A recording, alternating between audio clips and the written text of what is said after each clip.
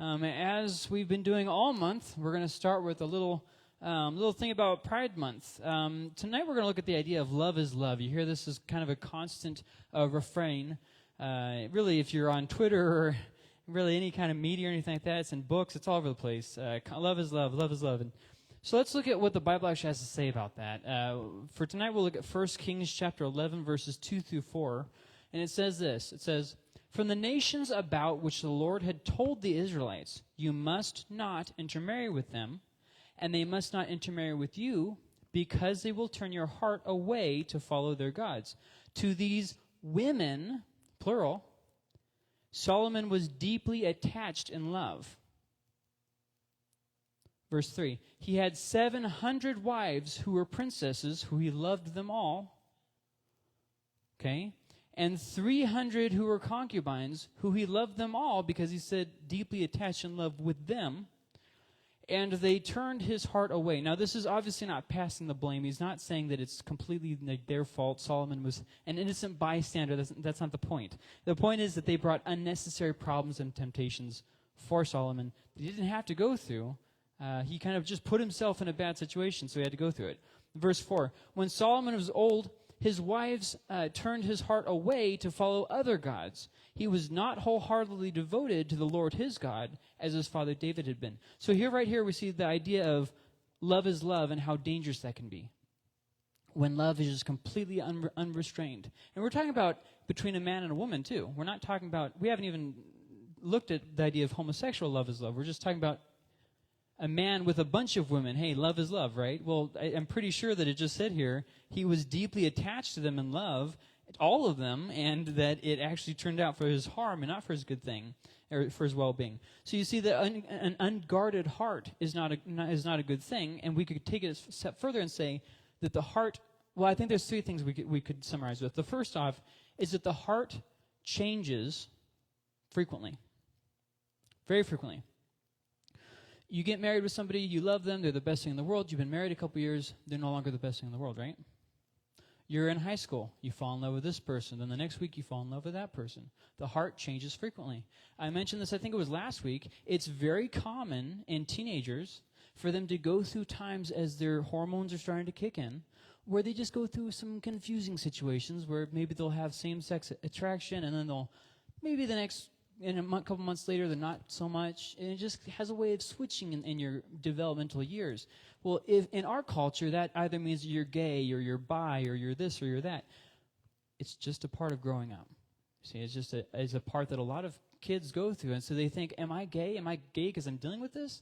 And meanwhile, it's like, well, you're going to have different things in different stages of your life that you're going to struggle with. So the first thing, the heart changes frequently. The second thing, the heart is very deceitful. Jeremiah tells us about this. Just because you feel something in your heart doesn't make it good and doesn't make it right. Going back to the story of Solomon, 700 princesses and 300 concubines. That means he had multiple women for just one day. If he just spent one day with each of them, we're talking about like a 3-year rotation. That's a little excessive, I think. But once again, love is love, right? No, our heart is very deceitful. The last thing is, our heart leads us into problems. Our culture says this. They say it all the time. Follow your heart. What a terrible idea. Your heart's going to lead you into doing all kinds of stupid things. It's going to take you into getting revenge. It's going to take you into just bad relationships, bad things. I've actually talked to a lot of people who've gotten in relationships with people who are abusive. And, the heart wants what the heart wants. Yes. That's why you don't let your heart have the final say. You got to let your heart, let your head have the final say here. So whereas, and this is a little bit of, I guess you could say, what's it called? When there's double standards, hypocrisy. This is a little bit of a hypocrisy with our culture, is that sleeping around is considered not bad nowadays. If you're not married to the person, it's not a big deal. You're just trying them out, right? Doesn't work out, you go to the next one, not a big deal. But then that same culture has this idea that if you marry someone, it needs to be between just one and one person, that you shouldn't have more than one spouse at a time. And I just find that extremely ironic. So it's okay if you're not married to sleep with however many you want, whenever you want, but if you're married now, that's suddenly The rules have changed. And it's just a little bit of a silly thing because here's the thing. And yet, for Solomon, love was love, right? So you can't say out of one side of your mouth, hey, love is love, and then on the other side, oh, no, love is not love. And Solomon did not say no. So when you look at the idea of love is love, that doesn't really work for relationships, does it? Would you say love is love if an adult is trying to have a relationship with a child? No. No, I hope not. Please tell me you wouldn't say that. What about if an adult was having a relationship with an animal? Well, hopefully you would say no to that as well. What about dead people? What about somebody who's already married to somebody else? In all these situations, love does not work.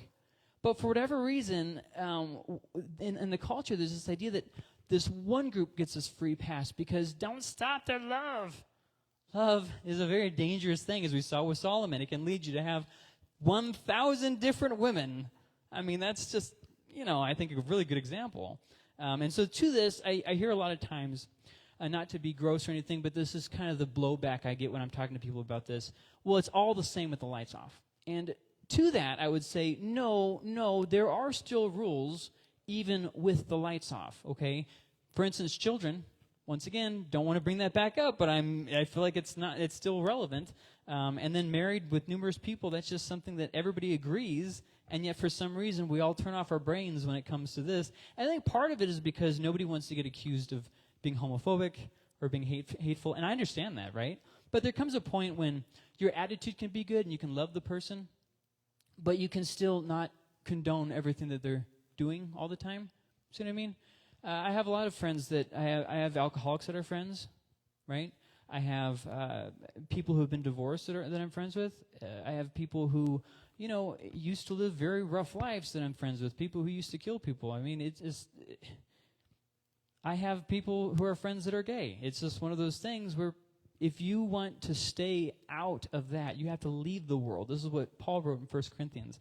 When I told you to stay away from these kinds of people, I was talking about people who call themselves Christians and are doing this because otherwise you'd have to go out of the world. And so this is definitely something we see. So yes, homosexual people should have civil rights. They should have the American freedom and protection to make their choices, regardless of whether we agree with them. But as Christians, we can't fall into these either-or traps. The first trap, that of supporting immorality. So we can support the person without supporting life choices. Make sense? The second thing is, the other trap I want to mention is living in sin because our culture says it's okay or because our conscience says it's okay. Both of these are really big. You saw this, for instance, when they legalized homosexual marriage. Now it's okay because the state says it's okay. Or our conscience, right? Well, I don't think that what they're doing is wrong. Well, good for you. But in the meantime, your conscience can't be the final say of what's right and wrong. So how do we navigate this moving forward as Christians? Well, there's a large focus in the modern media for promoting these kinds of things. Anybody who watches new Disney movies, I'm sure knows exactly what I'm talking about. There's actually a new Star Wars show. It's called The Acolyte. Boy, what a train wreck. It's about lesbian space witches who don't need no man. I'm not making this up. Go watch it. It's terrible. And so there comes a point where, okay, a gay character in a book, right? Like, you're not going to get away from that because there's gay people. But there's a difference between gay characters appearing in things and pushing it on people, such as on children. I have a very big problem with the way that a lot of modern books are pushing sexuality on kids. And they're saying, you're just being homophobic. No, I don't want any sexuality pressed on my kids. I don't want transgender agenda, say that really fast, homosexual agenda, any kind of sexual interaction. I don't want that pushed on my kids. Like, this is a children's book. It's supposed to be fun, like, Chronicles of Narnia or something. Anyways, so how do we navigate this moving forward? We had to be very careful what we allow in our houses. We had to remember, as Christians, to show the love of Christ to all sinners, right? And don't highlight on the sin, highlight on God. This is what Christians have traditionally done. There's this homosexual person, I cannot love them, I cannot be their friend at all. There's this other person struggling with anything else, I can love them. This is not okay. As Christians, we're supposed to be showing the love of Christ. So it's very important as we go through here. Yes, we protect our family. We take the steps necessary. We don't condone the behavior, absolutely. But we still are a part of the world. We still go out and counter the world. Jesus said we're supposed to be the salt of the world. But salt cannot be salty unless it's touching something that it's salting, right? You can't salt meat without actually the salt touching the meat, right? Same thing in our culture. We have to be touching the culture.